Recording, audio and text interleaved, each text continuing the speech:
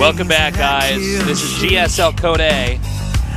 We just saw Hero lose, and I would say a decent amount of us might have thought was going to be an upset. I thought, not that Super is not worthy to be here or is not Code S material, but I just thought Hero was going to play a little bit better. No problem though for Hero. You can still get out of this group. We're going into the winners match here. It's going to be SOS against Super. Yeah, Super's Pro S is, I think, his best matchup. I think most people who watch Pro League would agree with that. But, you know, I just really didn't expect him to take that win. But with how well he played and some of the builds he pulled out there, I wouldn't be surprised anymore if he beats SOS here. If you had said, yeah, Super's going to go to the winner's match and then win 4-0 or 4-1, I'd be like, absolutely not. But with how he played in that last series, it's definitely a possibility here. And SOS was watching, guarantee. Now, the question is, how does Super and SOS play here? Super was showing us a lot of stalker pressure, some Robotech back there. Hero's play was a little bit abstract, a little bit based off of getting ahead while controlling his opponent. His Hero's harass was very good. SOS, we haven't seen any PvP from him today, but you know, SOS is one of the most adaptive, intelligent Protosses out there, so I'm curious to see how this match is going to turn out. Game number 1 here in our third best of 3 is ready to go. The winner's match between SOS and Super.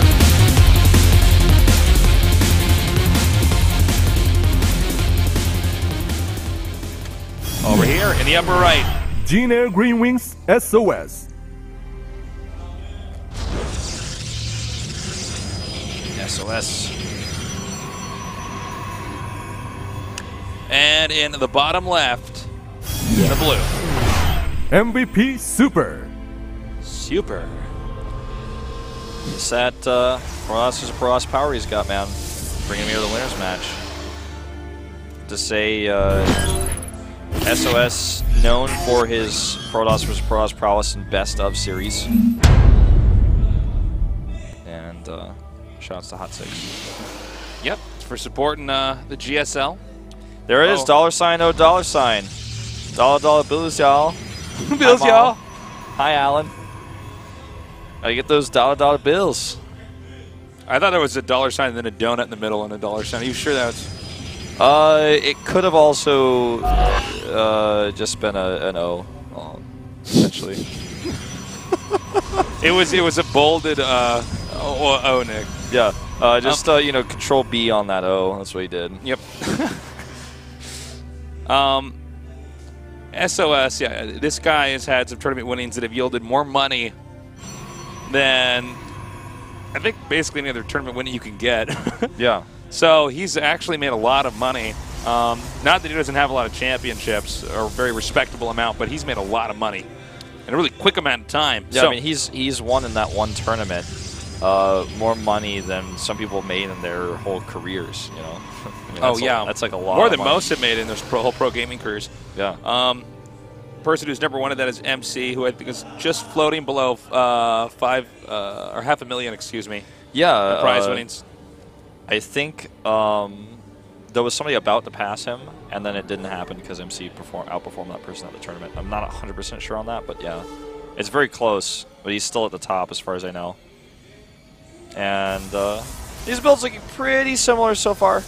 They pretty much have to for PvP, but we'll see. Are we going to have a Sentry here? Nope, we're going to have the Twilight Council here for SOS. So this is where it's deviating.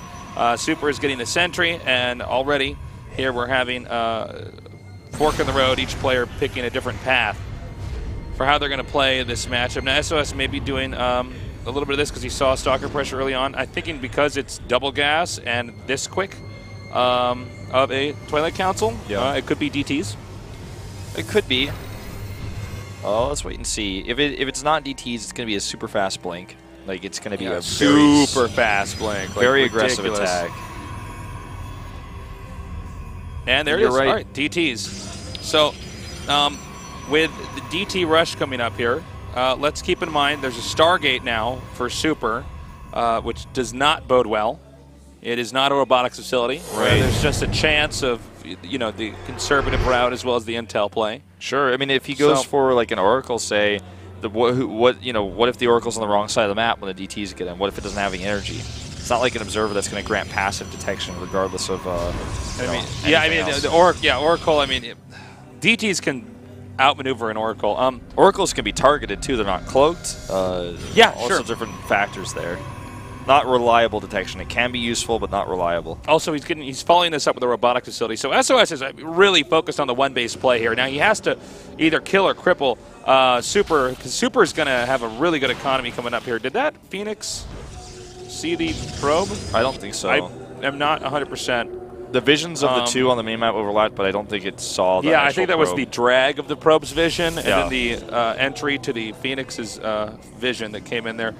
So he sees. Okay, he knows. He knows. Now he can just keep his Oracle home, and that's going to be just fine. So we have a robotic facility immediately starting up here. The DTs are going to be warped in. I don't even think he's going to make them, to be honest. Well, he's going to make one. Yeah, there it is. No matter what, it's gonna just die before it kills anything. No way. Oh, well, I guess he can get a block off. But I mean, if he makes at least one, he can make the probes not mine. He forced them to stay back there, but he's not gonna get any kills here. And now he's just gonna kind of, I guess, lurk around, hold the watchtower, and if he sees the Oracle move out, maybe he can dart back in. No, he's going to use the Warp Prism, I think. That could be really effective. Harass. Yeah. Well, force fields are the only thing that we're going to keep, Super alive during that little battle. But it looks like he had a good read on SOS and knew that he was going to run out. Now, now he sees the Robo Bay, but that doesn't always lend itself to Warp Prism. He started shooting his Nexus by mistake there for a second. Notice he saw the robotics bay and already does not care now about the anything else that's going on, whether or not that's going to stay alive. There's a Forge coming up here.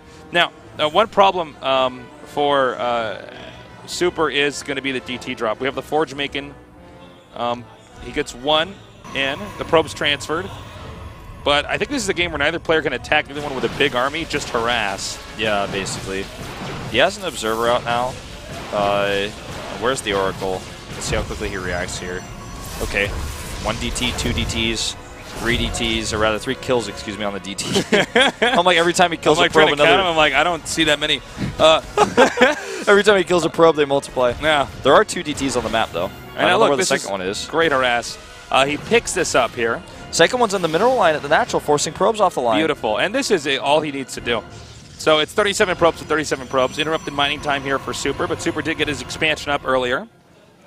It looks like 6 kills in total between the 2 DTs, which both survive, along with the Warp Prism. So more importantly, though, SOS can catch up here in between this time. The 2 DTs are not going to be easy to deal with at all. And he now has both of them in the Warp Prism. Now we have cannons being made here back in the main and the expansion for Super. And that's more money he spends because of the DTs. Sure. I can't really blame him for doing it, but it's certainly an opportunity here for SOS down the road to get more gateways. He's getting his Immortals up. He's getting his upgrades up. Probe count right now. SOS a little bit behind here, but SOS's army is already a little bit bigger, 25 to 17. To pick up on that Observer, when DTs are a factor in any case, when you kill an Observer, it makes you feel pretty good. Absolutely. Well, I mean, it slows you down just so much because, well, now you're not making as many Immortals, or if you are making Immortals, you don't have Observers. Yeah, and if he has one Observer at home, that means he can't ever attack without DTs going to shut his attack down. He's got to be stuck. He's got to be babysitting his army with that one Observer. And it's going to force cannons if he doesn't have them already. In this case, he already does make those, but the DTs are still around, so that's really, really annoying. Temple Archives versus Robo Bay here. We see on the production tab the 2 paths of tech. SOS favoring going down Archons first, whereas Super is favoring going for those Colossi instead, just like he showed us already in the previous best of 3. Phoenix is now, Hallucinating Phoenix is continuing to poke around the map. SOS does. Oh, hold on. We have a harass. I think it's over here at the natural. Yeah. Or no, it's just Phoenix actually shooting the mothership core. No, but we have the third now being taken here for SOS. Again, neither team can really attack the other one. Yeah, it's going to be a little while. There's an Observer making. It will cost him a little bit of robotics time. The Bay isn't done yet, but he could have maybe made another Immortal during this time instead. And charge done first for Super. But like you said, this is a PvP where an attack is likely to end in a failure at this point in the game. There's just not a large enough army advantage for either player to actually walk across the map and do something. He is going to poke over here and maybe try to hit this third base while he does warp in maybe DTs or Zealots in the main. Yeah, this is not a bad time for SOS to do it. He does have the initiative with the presence on the map. Actually, if you look at this, really, Super's pretty spread out here, but that might actually really hurt him. He only had 2 Immortals over there at that third base. And now you can see that the army of SOS has been spotted here at the upper right, which is when he's going to warp in these Zealots and then pick up. Actually warp in more than he can actually take. All right, he's going to come over here. He doesn't have very many Immortals, so it's not really a situation, I don't think, where he could burst that Nexus down. There's a cannon here, but only 1. Okay, now here's the real action moment, is that he can start warping in. Okay, 1 DT here in this group as well. Yeah, and he kills the cannon. And the DT can actually just move around the map inside the main here freely. And again, it's going to be very tough to deal with this. He still has, now he might warp in more Zealots here too, by the way. Yeah. He's just trying to figure out where exactly is Super's attention and then attack elsewhere. Could actually even maybe try to snipe that Colossus with his DT. I guess he's just going to start pushing it out at least. Okay, so Super is not going to give up his third base here, which is probably in his best interest instead of trying to just keep his main safe. Yeah. I have to say, really nice hold here by Super so far. And with the Observer ad, this harass pretty much ends. So really nice hold by Super. He's definitely got really good understanding of this very mid-game moment here. Yeah, PvP, it's like this kind of tempo pressure here where he's trying to force a mistake, but Super's just not cracking under pressure.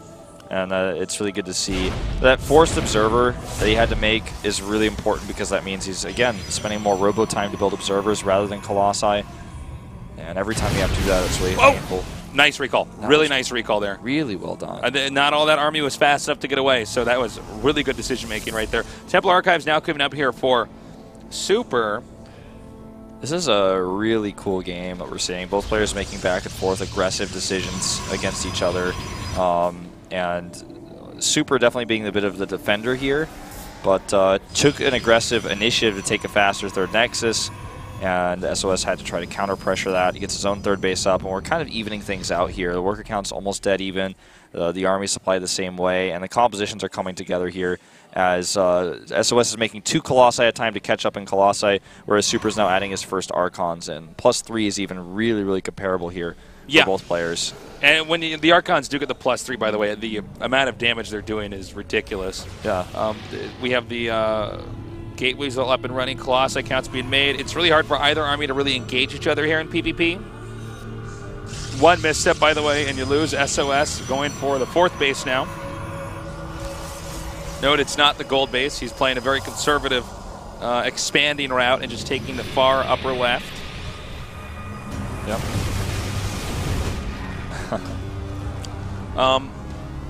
Rocks are down. Rocks. To open up some additional pathways to defend his 4th.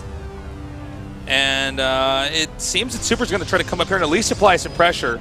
I would say I think this angling should be pretty good for SOS with the time warp there on the ramp. And with the harass over here, this could be very effective as well.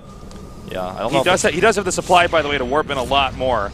Yeah. Oh, but it does look like Super does have the presence there to hold that. But hold that thought. We have an engagement. This is a good attack here. I mean, he's attacking into a concave with tons of Colossi, and a time warp comes down defensively as well. This may have been I don't even know why he did that. There's clearly more than enough here for SOS to just drive this back. I mean, yeah, you have a hallucinating Colossus. That's great, but SOS now pushes down here. Now, there's been more Zealots warped in here. There's still Archons, though, for SOS. Super getting pushed back further and further. And another really nice time warp. Notice he's doing this to the Colossi. Really important here. And he's going to drop the Zealots over here to hopefully suck up some Colossi fire here. And he can even pick up again. Nope, picks up the Immortals. This is an even better play. He can now drop here and try to hit these Colossi on the way back. The Colossi really help us right now as there's no ground army. And look at this play. SOS now headed southbound. And he can attack into the 2nd. He can attack into the 3rd. Meanwhile, Super does not even have a 4th. Yeah, he doesn't have a 4th. He has a Warp Prism coming with this army that he was using the Micro. Now could just use to warp in additional units. He doesn't even really care too much about this attack over here. He can warp in units to defend that later. He just wants to make this attack happen right here, right now. He's got a massive warp in of DTs as well, because it looks like he's feeling like he eliminated enough detection here. Regardless, DTs do it decently well in a straight-up fight. And look at this. This is falling apart everywhere. There's too many Colossi, and that's going to be a GG. JJ, as Wolf says. I don't know why I said that, Tasus, but JJ, man. JJ. No, Chaz said thought of John Jacob Jingleheimer Smith. That's frustrating there for Super. Yeah, that was really well played, though, by his opponent, I have to say. I mean, they both went down similar pathways to the same end, but I don't know why he thought that attack was going to work. I'm not really sure what prompted him to attack into that location. You know, it didn't make a lot of sense, did it? No, not really. His opponent was clearly in position. Attacking up the ramp, like I was saying earlier, the time warp is going to be really strong. Yeah, SOS knew exactly what the time warp, by the way. Just do it on the Colossi Club. Exactly. He had the warp prism, or rather the mothership core come right around the back, where it was very safe, where it could get that time warp exactly the way he wanted to. I feel like maybe the idea for Super there is, I have to watch the game to tell, maybe Super added a ton more extra gateways, and he thought, okay, we'll trade okay, but they have a ton of Zealots coming in, and I'll overwhelm him. He won't have enough gateways because he took the 4th. I'm not really sure what he was thinking there, but attacking into that location was just never going to work very well. All right, well, game number 2 goes to merry-go-round. That is the map pick here for Super. Yeah.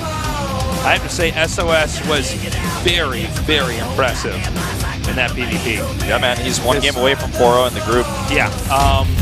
Let's see if that's going to be the case, or if Super can make a comeback. This is our third best of 3, the winners match between SOS and